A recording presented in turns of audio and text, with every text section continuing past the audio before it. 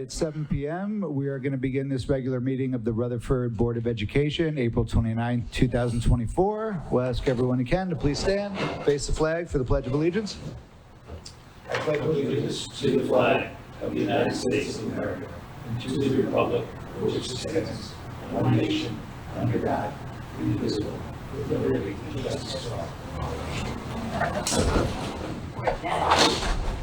All right, I'll ask Mr. Kelly to please take roll. Mr. Bogosian? Present. Mrs. Cole? Here. Mr. Conti? Present. Mr. Healy? Here. Mrs. Jones? Present. Mr. Mazzone? Dr. Racine? Here. Mr. Sprayberry? Present. Dr. Olati? Here. You have a quorum. The New Jersey Open Public Meetings Act was enacted to ensure the right of the public to have advance notice of and to attend the meeting of public bodies at which any business affecting their interest is discussed or acted upon. In accordance with the provisions of this act, the Rutherford Board of Education has caused notice of this meeting to be published by having the date, time, and place posted on the bulletin board outside the Borough Clerk's office, mailed to the Herald, South Bergenite, and the Record newspapers, and filed with the Borough Clerk. Hard copies of the agenda are available in the meeting room, and the agenda is posted electronically on Friday before the meeting date on the district's website at www.rutherfordschools.org. Subsequent to the meeting, a video of the meeting will be uploaded to the district's website, www.rutherfordschools.org. The video link can be found by opening the Board of Education link and clicking on Public Meetings and then Videos. So board members, in your packets, there are two sets of minutes to approve this evening, both on April 8th, 2024, regular meeting and executive session minutes. Any questions or comments on those? All right, hearing none, I'll ask Mr. Kelly to please enter those. We are going to move now to a special presentation where we will have the public hearing for the 2024-2025 budget. And I will hand it over to Mr. Kelly to walk us through that.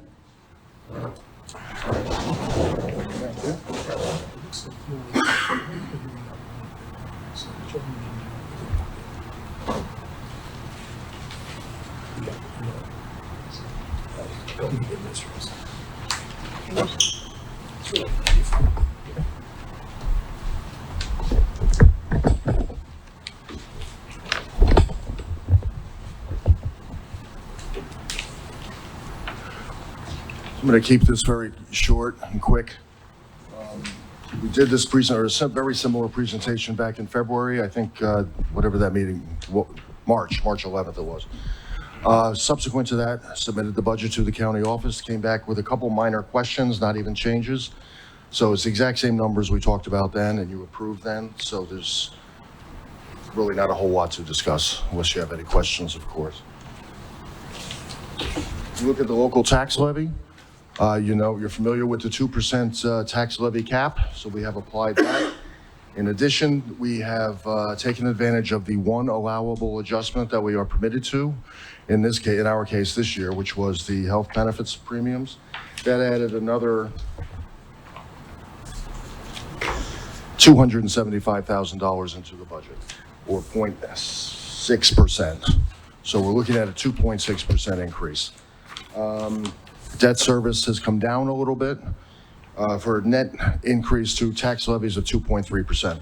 But all you're approving right now is the general operating tax levy, not the debt service tax levy. That's already carved in stone. The allowable adjustments we've talked about, they're meant to allow for increases to the budget beyond what a 2% would permit. So, for example, health benefits going up 10%, 2% isn't enough. So we are able to build some more in. So we do take advantage of that. That does go into the cap for next year. But like I said, this is the only one we have this year is the health benefits. Health insurance premiums were about 10% increase this year. We're expecting at least 10% next year. We're told to expect double digits. Salaries, we're entering the third year of the agreement with the REA, and that's a 3% increase. So there too, carved in stone. Other insurances up about 15%. And there are costs across the board. We all see this in our personal lives, and we see it here too. State aid for this year, we have $3.148 million. We're lucky to receive about a 7% increase for next year. It brings us up to $3,371,000. We'll get into that more in a minute, right now even. We look at this slide every budget hearing we do. But what we're looking at here, which you can hopefully see better on the paper, the blue bars at the bottom, that is the state aid over the last 20, 22 years, whatever that is. And you see it's fairly consistent. There was a little dip back in 2010. That was when Christie came in and he did cut state aid across the board. And it's taken a while to get back from that. The orange bars are our general operating budget. So it goes up at a nice increase, reasonable increase year after year. But the state aid portion of that is staying relatively flat. And that's demonstrated by the gray line, which is running through the middle of the chart. Back 20 years ago, we were getting about 10% of our general operating budget through state aid. That's dropped down to, you see in 2010, again with Governor Christie, I think that was about 4%. And now we're up at about 6%. We've been there for the last 10 or 12 years, whatever that is. So we do see an increase on, a 7% increase this year, but, the budget's going up as well. So it's, it's not keeping track with mandated expenditures that the state is forcing on us that they're supposed to be paying for. So in personnel, we have a tremendous number of retirements this year. It's giving us about $400,000 in breakage that we used to help build the budget this year. For next year, we just needed we need one FTE science teacher at the high school. We're looking to move a teacher or increase the hours for a kindergarten center teacher from 0.84 to 1.0 FTE. That's not a big salary number, but that does make this person eligible for benefits. So that's the big ticket item there. And the budget does include 2 painters. We talked about this the last time. We've been outsourcing the painters since before I got here, but we can only do 1 school at a time. So when we asked for the schools to submit their budgets, they all had painting they wanted done. So we thought this might be a better way to do this. Get full-time painters. They work the 3 to 11 shift, and they can move throughout all the buildings throughout the school year. So that's the plan right now. Teacher assistants, we continue to keep an eye on them, and we do throughout the year. Their needs change throughout the year, but right now we are covered, and the budget is covered for what we need for anticipated for next year. Facilities needs, we have about $1.6 million use of capital reserve built into the budget here. Right now, the capital reserve balance is about 2.1 million. So it only leaves us about $500,000 left.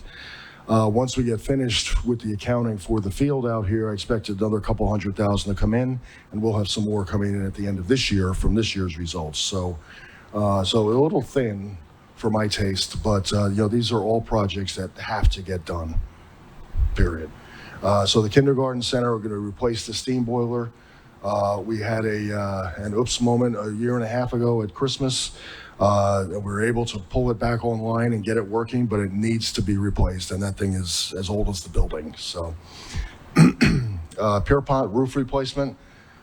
We've done bits of the roof over the last 10 years or so, but there's still this major piece still needs to get done, so we're looking to get that done, and that's a leaking problem every time it rains. Union School, we're going to start the Univent upgrades there. If you remember, we're relying on an SDA grant for that, and they will pay up to 40% of eligible costs. So we have to budget for the 60% that is ours. So that's what that is doing. We also have a significant number of HVAC and plumbing renovations that are required. This was a personal request of Mr. Gamboa. But in every school, there's leaking, there's things falling apart. It's one fell swoop, try and get in there and knock a lot of this out. We also have our annual SDA assessment of $75,000. We use capital reserve to pay for that too. District cost per pupil. This is the Dr. Racine slide. The taxpayer, as you know, we use the Taxpayer's Guide to Education Savings, which is spending, which is a report generated by the state for every school district, every charter school, everybody in the state, to compare spending on about 20 different metrics. So it could be administrative costs, it could be transportation costs, it'll be buildings and grounds costs.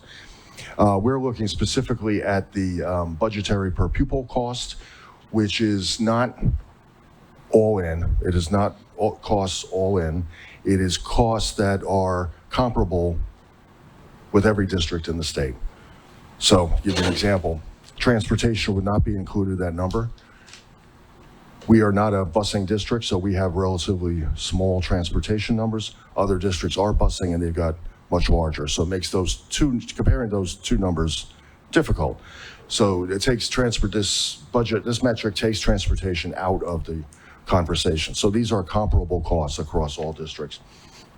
So it does include staff salaries, it includes benefits, textbooks, instructional supplies, insurance, legal fees, and professional services. It excludes tuition, interest payments, transportation costs, equipment, construction services, and debt service. Because these do, to my point a minute ago, these do differ from district to district and impact the comparability. District factor groups. This is a classification of socioeconomic groups for every community in the state. They have not updated this in almost 25 years. It was first developed in 1975, so who knows? It's still out there, so we can still use it, and we do, but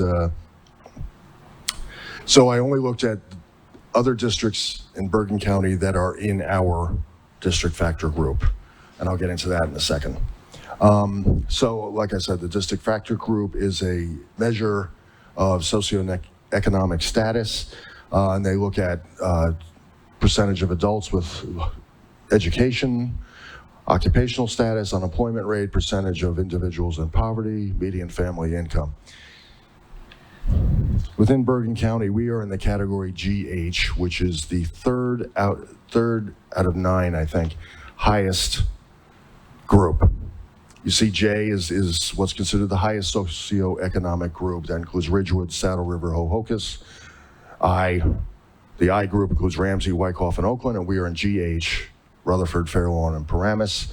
And I've thrown a few other examples up there for you. The A group is the lower socioeconomic status, and those were, I believe that was A's and B's were the Abbott districts from years gone by.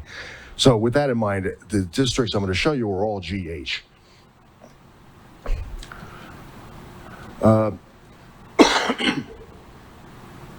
So looking at the chart here, the blue bars are the 21-22 actual numbers. These are audited numbers.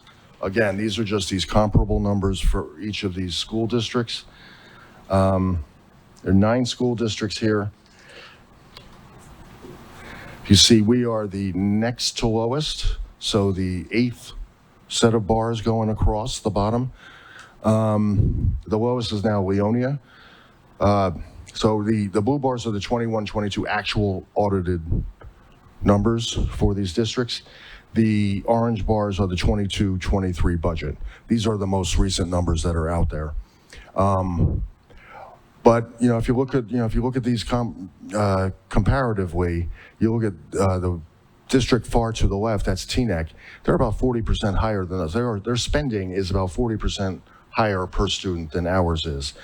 I think the only way they could have done that is back when there wasn't this 2% tax levy cap, they would bump up their tax levy by 5, 6, 7% every year, I would guess, whereas my feeling is Rutherford probably did not do that. So we're not going to catch up with that. But it does give you a sense that we're able to do a lot. We accomplish a lot with a relatively low budget, comparatively speaking. Leonia is slightly less than we are. The 2 sets of bars to the right, the left one is the average for these 9 districts. So obviously we're lower than the average just of those 9 districts. The last set of bars is the New Jersey state average. That's every district in the state. And we're lower than that too, even all these ones in South Jersey, who have very different economic structure down there. But so we're doing a lot with a little. I know you've seen this. We've discussed this every single year. But if I can just interject one thing, please. Just as maybe a reminder and a cautionary reminder, I think having been here before the 2% cap, we had a lot of years with 5%, 6%, 7% increase. But the thing that really hurt us was we had a year of a freeze, maybe two, Diane, right? 2 years of a freeze. We had one that was 0% and one that might have been 1%. Yeah, okay. And once you do that, you don't catch up, which is why every time we have allowable increases and the like, I've lobbied and the board has understood and always supported the idea of if the state is telling us we should be getting this amount of money and we should be using it in order to maintain and grow programs, you have to do it. Because when you don't catch up, because that's what your base is built on, okay? I want to comment a little more at Mr. Kelly's conclusion about some of the remarks he made, because this is his valedictorian address as well. So I want to just make a few comments about that when he's done. But I think it is something to keep in mind. The restrictions on school budgets are greater than the restrictions, at least to my knowledge, of any other budget in the government and public entity, probably in private as well, where we're at, and the cap of 2% was set, 12 years ago, 13 years ago, and has not changed. And to manage to do what we all do together is remarkable. But more to come on that after. Mr. Kelly, thank you. Thank you. The 2% cap can be justifiable in times of low inflation, but that's not where we are now, and it's not where we've been for the last 3 or 4 years. So it does create a problem for school districts. And then finally, I will just give you the timetable. All those things are crossed out. We're done with them. We did advertise this budget in the record last Wednesday, the 24th. By law, we have to advertise it at least 4 days before this meeting, so that's done. And tonight is the public hearing, such as it is. And we'll be asking for your final approval of the budget. Once that's done, we'll open it up for the staff later this week so that they can start entering purchase orders for next year, and we'll start moving on that. So, any questions on this? Good job. Thank you, Diane. Yeah, I would like to just add that, to build on what I said before, I don't know how Joe feels about his last hearing on a budget. I think maybe you told your wife you're going to do your annual budget at home, you're going to get up with a PowerPoint and go through it. But, one of the things one of the many things I'm proud of is what we've been able to do. When I say we, the board's involved, obviously, the whole board, the finance committee, the administrators, the supervisors, Joe's staff, me, Joe, but probably 80% of that we is Mr. Kelly, and the rest of us maybe the rest of that 20%. And to sit here after 12 years that Joe's been doing this, 11 years, 10 and a half years, whatever it's been that I've been involved, and to say we've never had to cut a program, we've never had to cut staff. If we lost staff, we always reallocated that position to where it was needed more. We've expanded our buildings, expanded our programs, reorganized the schools, have settled contracts every year with all 3 bargaining units on time, and I think very fairly, and under the restrictions and what we've had to deal with, is a credit to that entire we and a lot of it to Mr. Kelly. We've utilized, just in the past 2 years, where we've come up with a math program for K-8 and a language arts program, K-5, that are enormous financial initiatives. We did it by utilizing grant money in one case and by utilizing budget management in another. Did the field through planning it over a period of a couple of years and making sure we had the capital reserve healthy. We've gone through leasing, right, when that was appropriate. Because, the kids and the parents and the teachers and the staff deserve a first-class education. And if it takes some figuring out of how to get it done, we have to figure it out how to get done. So once again, thank you, Joe, and thank the board, and thank everybody who's involved in this process every single year. I'm very proud of the fact that we could do so much with what we're allotted and make it all work. Okay, so thank you.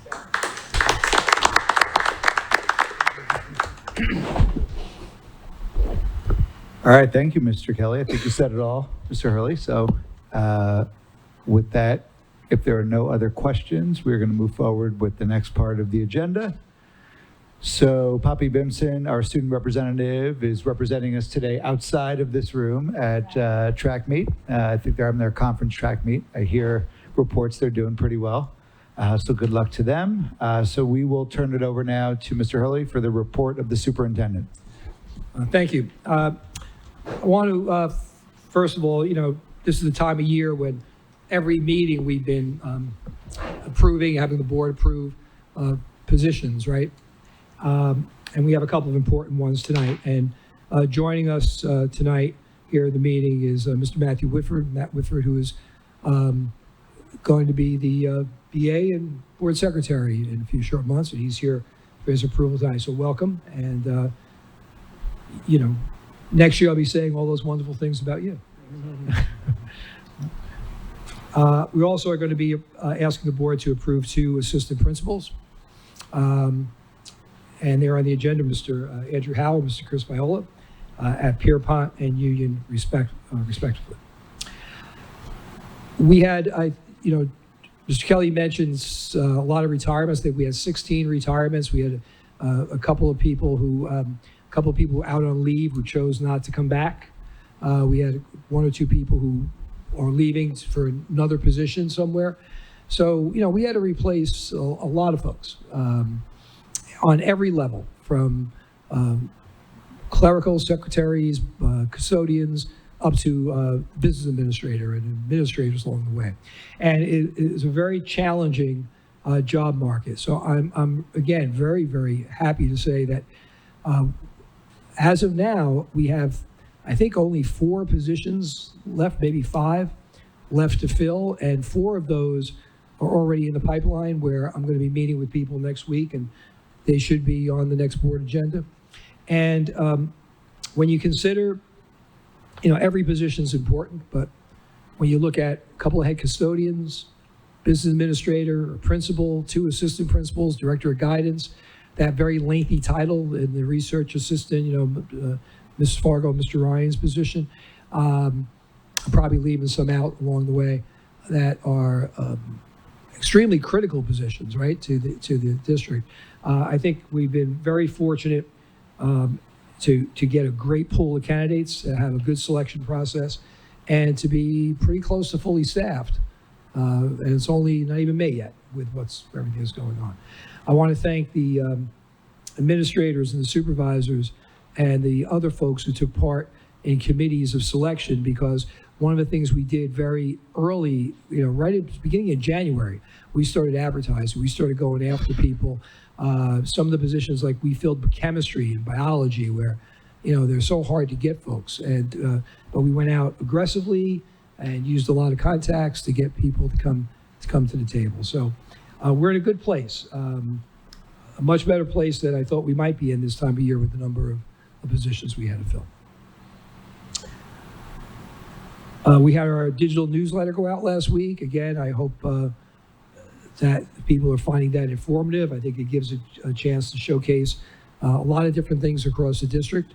And we have 1 more of those and 1 more mailer to the whole borough that'll come out before the end of the school year. The May brings a lot of activities. I try to keep you up to date on those. I do want to mention, I told you last time, check before you go, because sometimes things change.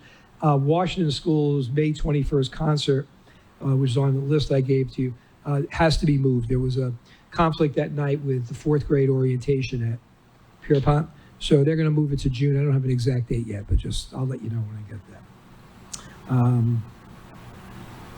Discovery Day was held at Washington. That's an annual event, and this year they focused on music. and all the complexities of music, the science of it, the art of it. And every year there's a topic, and the whole school works on it. They bring in outside people, the teachers. And it just was a really great day, a fun day to see. And I was very happy to see our high school students every year take part. Our band was down there, and we had other students that were down working with the kids throughout the day. So that was last Friday. That was a really good day.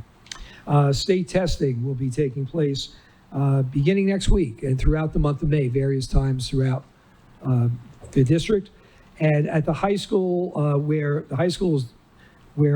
only 2 grade levels take the test, they'll be on an abbreviated schedule. That's going to be May 2nd and 3rd when they do ELA and science, and May 20th and 21st when the freshmen and juniors who take the testing come in the building for a full day, and the other students come in around 9:50 to create a better testing environment.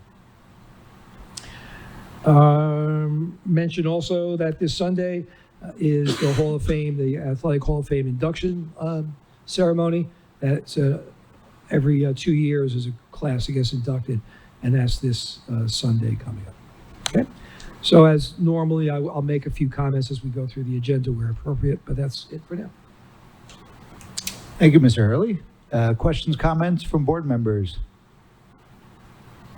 All right, hearing none, we will move on now to the report of the president. I also want to echo the welcome for Mr. Whitford this evening. I know it's premature, but assuming we approve you this evening, I know that you do have big shoes to fill, but I also like to say people bring their own shoes. So do look forward to that. In the packet, in the memo that Mr. Hurley sent out, just be mindful of all the committee meetings that are going on in the next week or so. They're listed as is on there.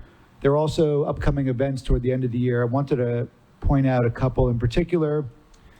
Mr. Hurley mentioned all the people who are going to be retiring or leaving the district at the end of this year. So again, a plug for June 13th, the end of the year party at the Great Cliff. If people are able to make it, it's really a great time, a nice way to celebrate a great year and honor those people who are going to be moving on.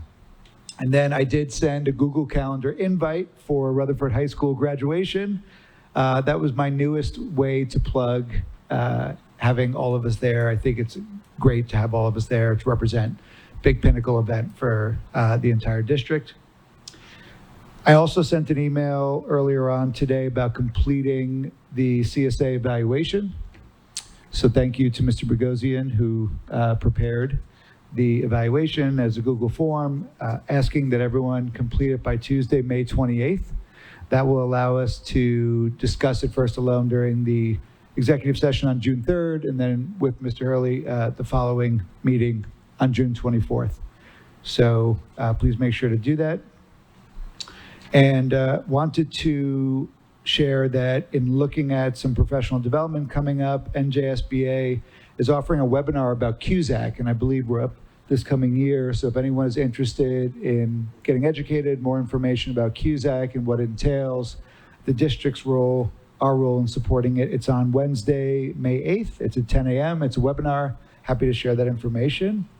And finally, just to end with some positive stuff, first off, congratulations to Mrs. Jones, who BCSBA is going to be celebrating 25 years of service on May 7th, so congratulations. And Mr. Kelly, who was chosen as a recipient of the Distinguished Service Award of the New Jersey Association of School Business Officials. Super proud to have you having represented the Rutherford School District for all these years, and we're excited for you to be honored, so congratulations. That's it for my comments. Questions from board members? Can I make one comment just while you were talking about the end of the year celebration and the retirements, and I'm thinking about other things like the profile of the graduate, because we're talking about graduation. I just want to say publicly, Mr. Matt, who's always behind the scene here filming this, we're looking with a large number of retirees this year, kind of changing the format, coming up with a video tribute to all the retirees. With the profile of the graduate, we roll it out next year. We're going to have this video to kind of unroll it, unveil it in September. And Mr. Matt was always willing to volunteer his talent, his time to put those videos together. So I want to thank him for that because, again, behind the scenes stuff, that really does count. And so thank you for that, Steve. Appreciate that.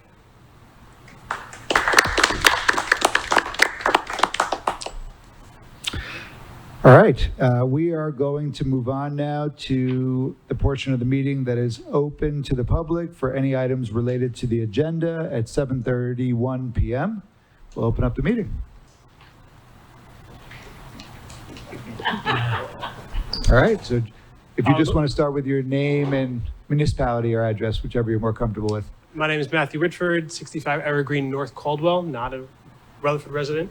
But I want to say thank you prematurely, yes, but for Mr. Hurley and Mr. Kelly for speaking to me about this whole process and being very clear and concise of what Rutherford represents and the school district that, again, hopefully in a few minutes I'll be walking into officially. And clearly showing the shoes that I do have to fill from Mr. Kelly. He's been a renowned BA in the school business administrator industry for a number of years. So if I told anybody I was headed to Rutherford, they said, "Oh, Joe's great. He'll make sure that you're in good hands and the transition goes well." Thank you to this board for giving me this opportunity to serve the Rutherford community and serve you, specifically Dr. Alati and Dr. Racine, who is in our interview process. And they actually met me in the parking lot, not in any planned way, but they both ushered me into this meeting as well. So I already felt welcomed and with smiling faces as I was able to walk in here. So thank you for that, and thank you to the board. I'm very excited to join Rutherford Public Schools, and hopefully I'll be able to bring my own shoes, but I understand that Joe has left a great situation, and I want to make sure that situation continues for the board and the community. So thank you very much. Thank you very much.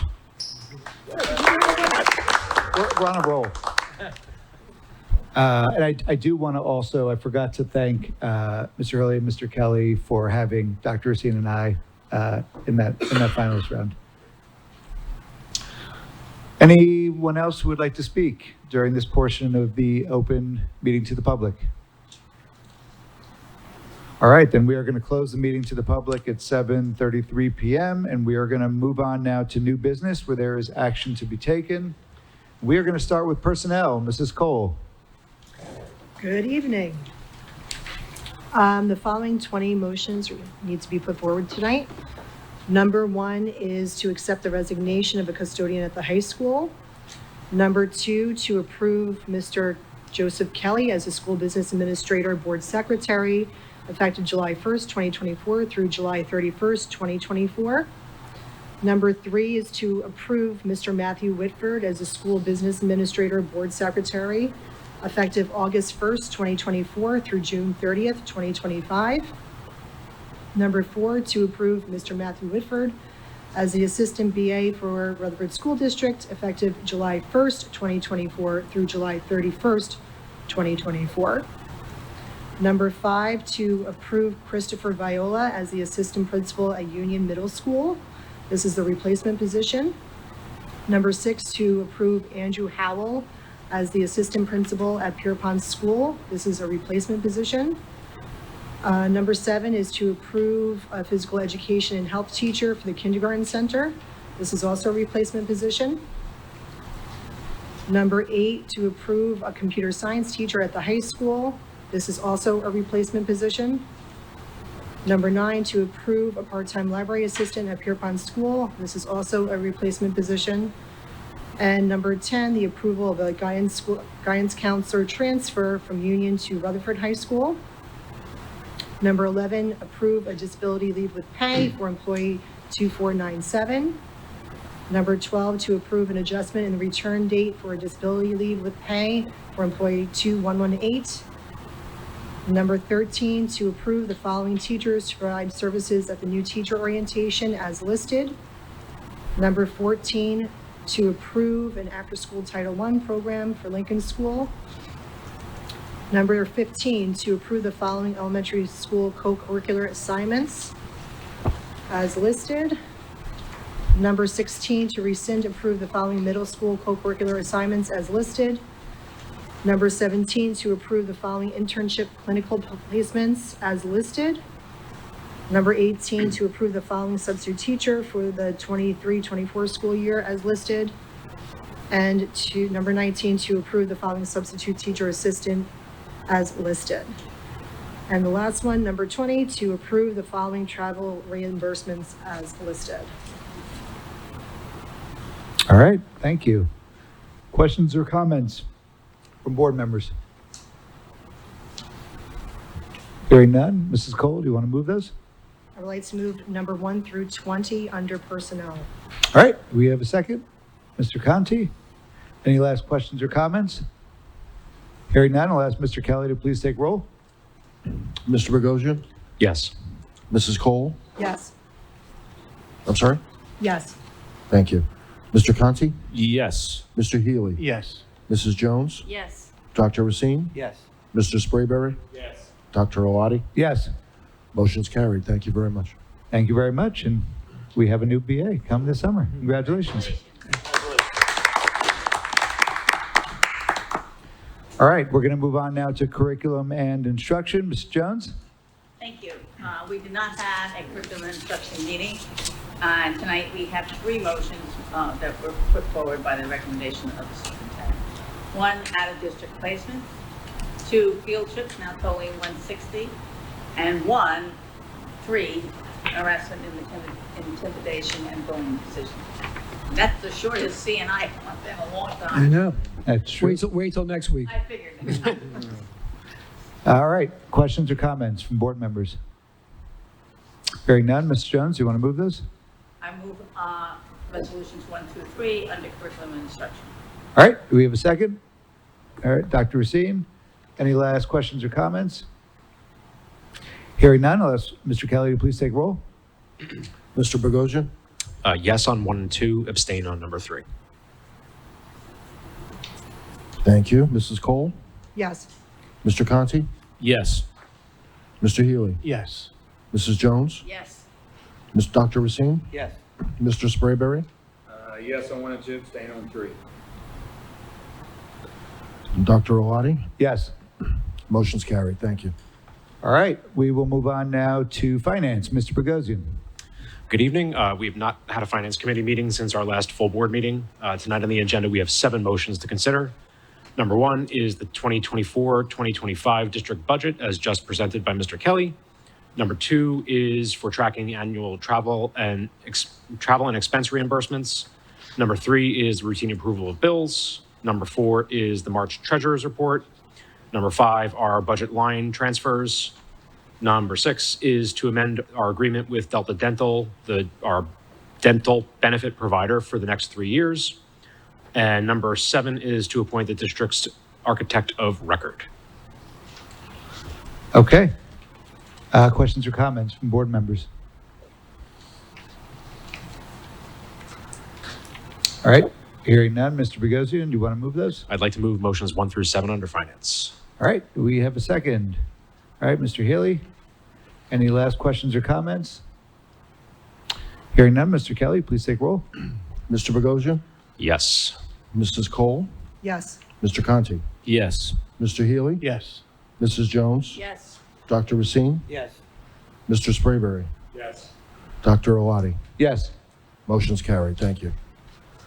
All right, we're going to move on now to policy. Mr. Healy. Yes, good evening. We did not have a committee meeting since our last board meeting, and there are no resolutions for this meeting tonight. Okay, all right, then we will move on then to buildings and grounds. Mr. Sprayberry. We did not have a meeting, and we are having one on Monday, the 6th, and after that meeting in my report, I look forward to a golf clap personally. All right, thank you very much. Then we will turn it over now for old business. Any old business? Ms. Jones. I went to Pierpont School Spring Band Concert last week.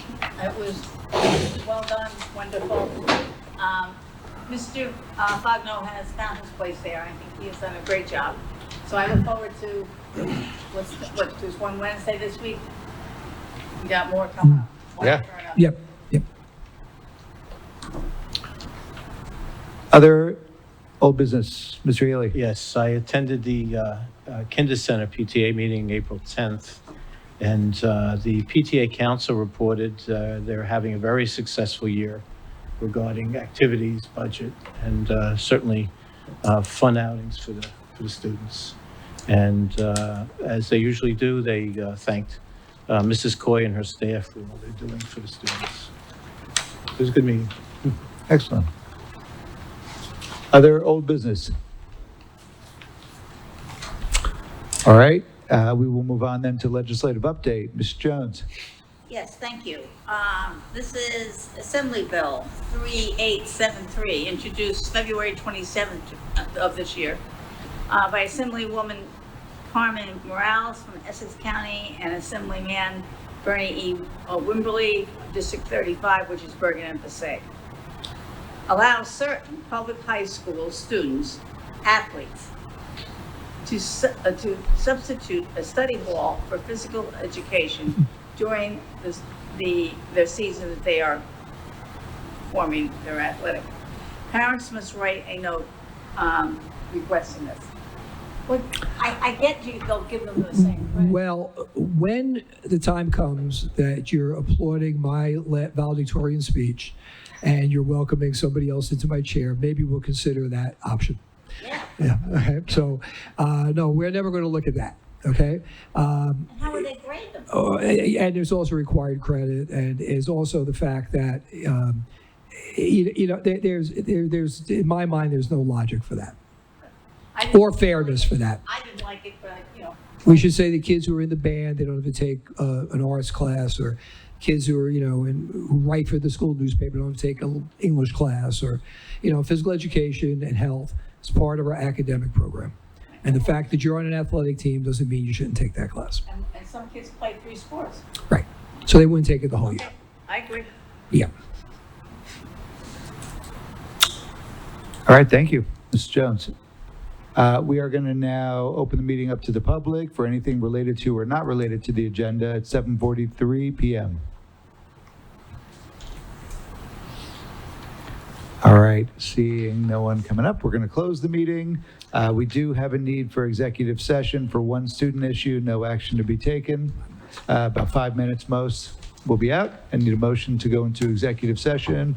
All right, we got the Jameses. Mr. Bogosian, seconded by Mr. Sprayberry. All in favor? Aye. All right, we'll go into executive session. Thank you.